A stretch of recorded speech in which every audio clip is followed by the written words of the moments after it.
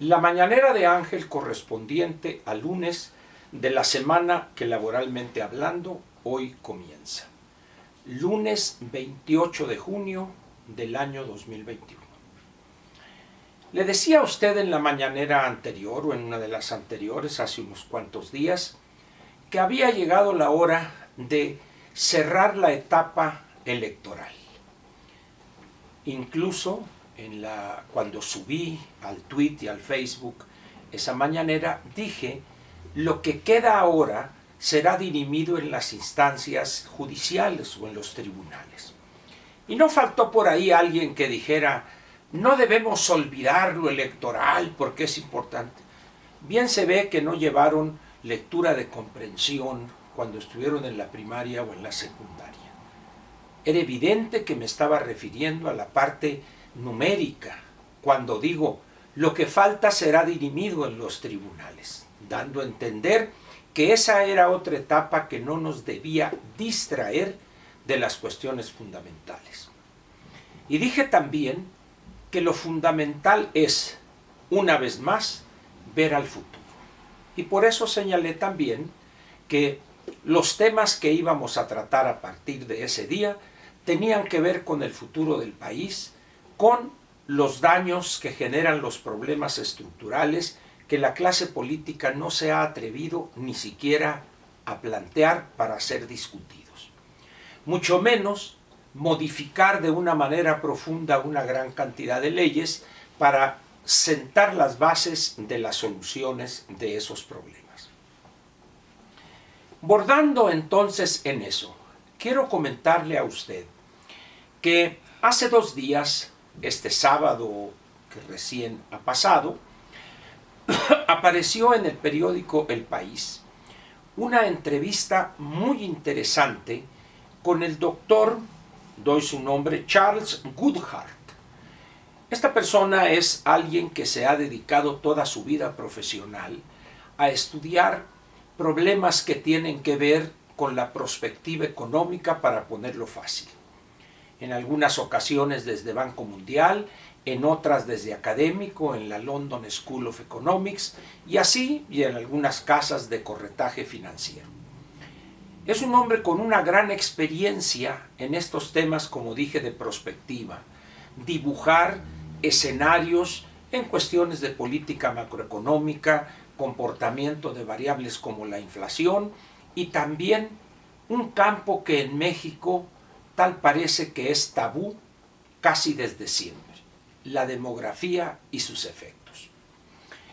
Él, junto con un doctor de origen indio, Manoj Pradhan, con el cual coincidió cuando trabajaron ambos, si no me equivoco, en la casa de corretaje Morgan Stanley, escribieron a la limón de manera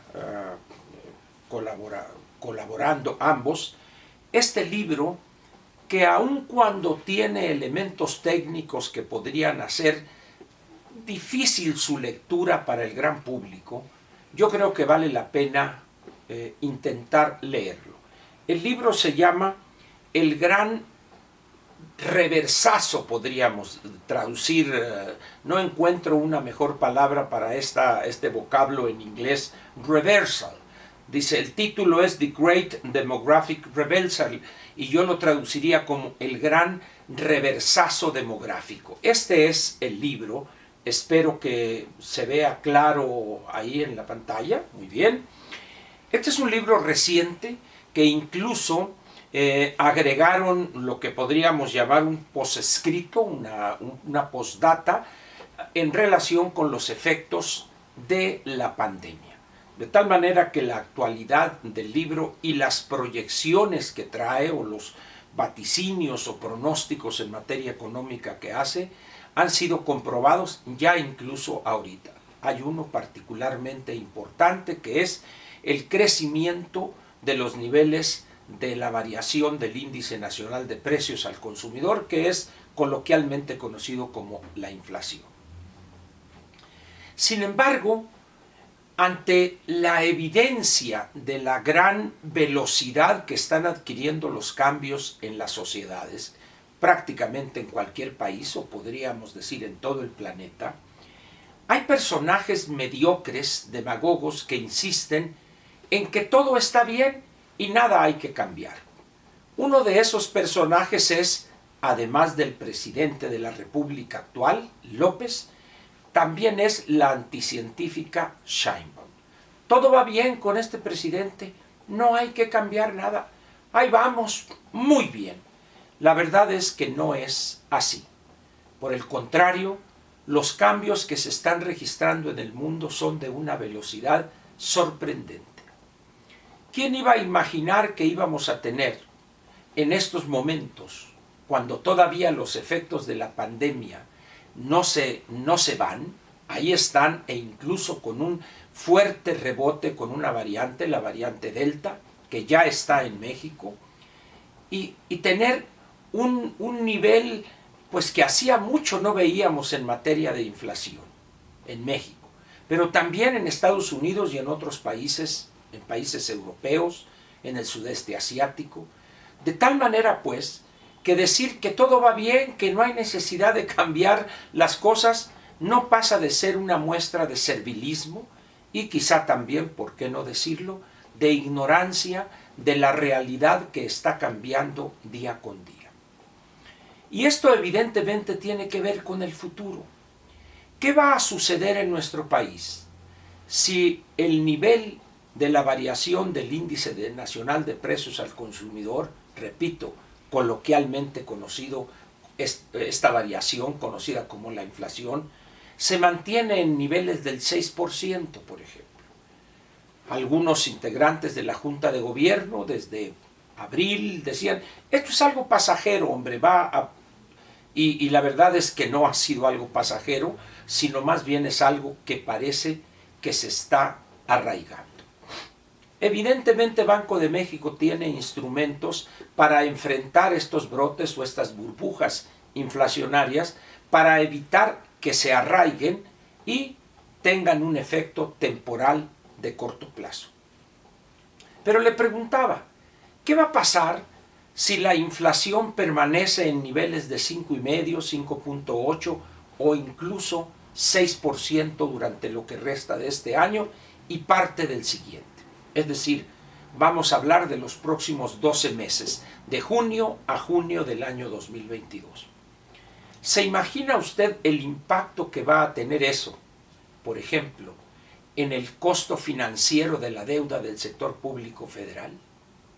¿Se imagina usted que ante el uso de los instrumentos que tiene Banco de México, específicamente la fijación de tasas de interés, manda la señal a los agentes económicos privados de que va a utilizar ese recurso y van a subir las tasas de interés? Por ejemplo, en la sesión esta más reciente de la Junta de Gobierno, ya no solo no bajó la tasa de interés, sino que se mantuvo estable, de tal manera que podría esperarse, subió 1/4 punto, 25 puntos base.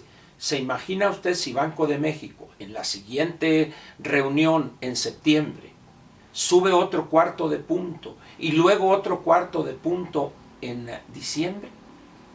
Estaríamos ante una situación ya donde las tasas de interés en el mercado, sus tarjetas de crédito, los créditos que tenga usted con tiendas departamentales, si tiene un crédito por la adquisición de algún automóvil, bienes de consumo duradero, electrodomésticos, etc., eso va a significar que usted tendría que disponer de un porcentaje mayor de su ingreso para liquidar esa elevación en el costo financiero de sus pasivos.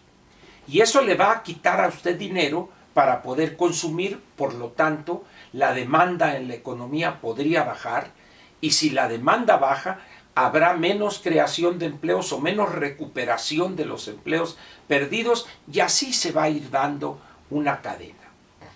Todo esto está planteado aquí en este libro, pero con un agravante, el aspecto demográfico. ¿Qué va a pasar en 5 o 10 años cuando países como el nuestro se vean obligados a buscar personal o mano de obra fuera de México y que muchos de los migrantes de Centroamérica que aspiran a cruzar Estados Unidos se tuvieran que quedar aquí en México.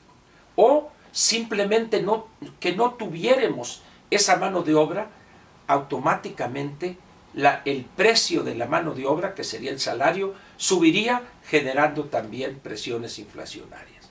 Situación que ya se está registrando en países como en Estados Unidos, por ejemplo. Todo esto configura una situación compleja que alguien dirá, Ángel, pero eso va a ser dentro de 10 años, 15 años. Sí, pero en términos de desarrollo de los países, 10, 15 años es prácticamente un instante.